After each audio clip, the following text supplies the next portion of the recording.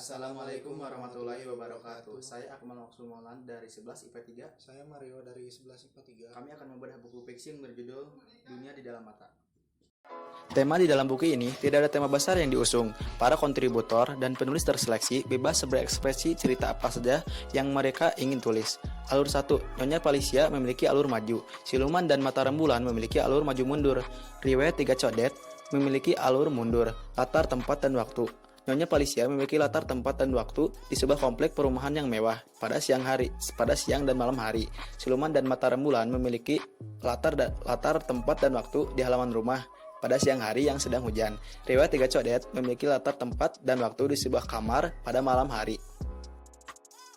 Buku ini memiliki tebal 277 halaman. Dari 22 nama yang tertera di sampul buku, Dunia Dalam Mata, saya hanya mengambil 3 cerpen yang menarik untuk diresensi. Selain cerita pendek berjudul Dunia di Dalam Mata, di dalam buku ini ada 22 judul cerita pendek lainnya, dari 18 penulis terseleksi dan 4 moderator. Agus Nur, Clara NG, Eka Kurniawan, dan M. Aan Mansur mengisahkan beragam tema dengan gaya penulisan yang berbeda. Buku ini diawali dengan sangat apik oleh Agus Nur, dengan judulnya Nyonya Palisia. Meski disampaikan dengan gaya bahasa yang jauh berbeda, dalam Nyonya Palisia digambarkan betapa senangnya sebuah masyarakat mengarang-arang cerita seram untuk menakuti dirinya sendiri dan menyalahkan orang lain untuk ketakutan itu. Mereka tidak tahu yang sebenarnya tentang suami Nyonya Palisia, dan mereka juga menduga bahwa Nyonya Palisia memiliki ilmu gaib dan terkutuk. Ini sebuah cerita pembukaan yang sukses. Nama besar Agus Nur mungkin saja sengaja dipasang sebagai pembuka, sementara cerpen-cerpen berikutnya seperti akan terasa biasa-biasa saja. Namun, cerpen Siluman dan Mata Rembulan karya Adelia Rosa mematahkan pemikiran itu. Ceritanya sangat menyentuh, suatu kesan yang sangat sulit untuk digambarkan. Siluman dan Mata Rembulan menceritakan tentang sebuah perasaan terpendam, namun ia tahu bahwa perasaannya tidak mungkin bisa tersampaikan karena orang yang disukainya juga menyukai orang lain. Saya rasa Adelia berhasil menguturkan cerita ini dengan baik dan tidak sulit untuk dipahami oleh para pemula. Tidak mengecewakan, membaca cerpen-cerpen selanjutnya membuat saya merasa seperti Alice yang mengikuti lompatan kelinci putih terperosok di dalam lubang aneh dan masuk ke dunia yang penuh kejutan. Setiap pasang mata datang dengan cerita dan gaya yang beragam. Tidak semuanya bagus, namun tidak ada yang mengecewakan. Sebagian ada yang kerepotan dengan kalimat-kalimat yang terlampau sulit. Namun, tak ada satupun yang mengundang kantuk. Kejutan hadir lewat Riwayat 3 Codet oleh M. Aan Mansur, sebuah nama yang sebelumnya tidak saya kenal. Ini mungkin saja karena saya kurang gaul.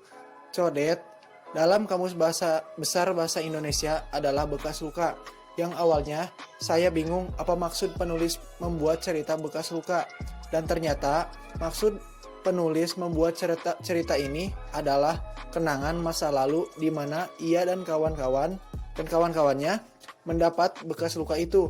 Riwayat 3 Codet hadir dengan konflik yang bercerita tentang rahasia yang telah lama disembunyikan dan ingin disampaikan kepada calon istrinya. Berawal dari cerita dirinya yang memiliki codet di dagunya. Sebelumnya, ia berbohong bahwa codet itu ia dapat dari perkelahian dirinya dengan seorang preman. Tetapi ia mendapatkan codet itu dari seekor kucing yang dilemparkan oleh mantan kekasihnya waktu SMA karena sakit hati. Codet yang kedua adalah tentang codet temannya yang bernama Rahman. Ia anak yang sangat nakal semasa SMP. Mungkin codet yang satu ini didapatkannya dengan cara yang agak tidak wajar, yaitu saat hari ulang tahunnya yang ke-13. Rahman membenturkan kepalanya di gerbang sekolah hanya gara-gara ingin dibelikan sepeda motor oleh orang tuanya. Dan yang ketiga juga dari temannya yang bernama Bedu. Bedu mendapatkan codetnya dari ayah tirinya yang diajak berkelahi dengan Bedu. Ia sangat benci kepada ayah tirinya itu. Entah kenapa, tidak dijelaskan di isi ceritanya. Dan akhirnya ayah tiri Bedu melayangkan parangnya tepat di pipi kiri Bedu. Sampai akhirnya bekas codet itu tumbuh seperti bisul. Namun lama-kelamaan bisul itu semakin besar dan bernanah. Setelah ia tahu bahwa bisul raksasa itu adalah tumor, beberapa penulis muda yang rata-rata lahir di akhir 80-an dan awal 90-an layak untuk diantisipasi Jika tak cepat berpuas diri, saya kira dalam beberapa tahun ke depan mereka akan menjadi penulis yang mapan yang meramaikan dunia cerpen Indonesia. Buku ini juga diramaikan oleh beberapa fiksi mini di bagian akhirnya. Kicauan yang dirangkum adalah kicauan pilihan moderator.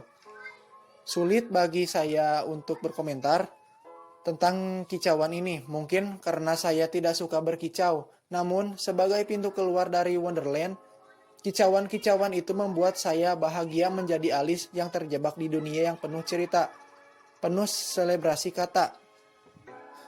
Amanatnya adalah yang pertama, Nyonya Felicia, kita sebaiknya tidak boleh berprasangka buruk kepada orang lain.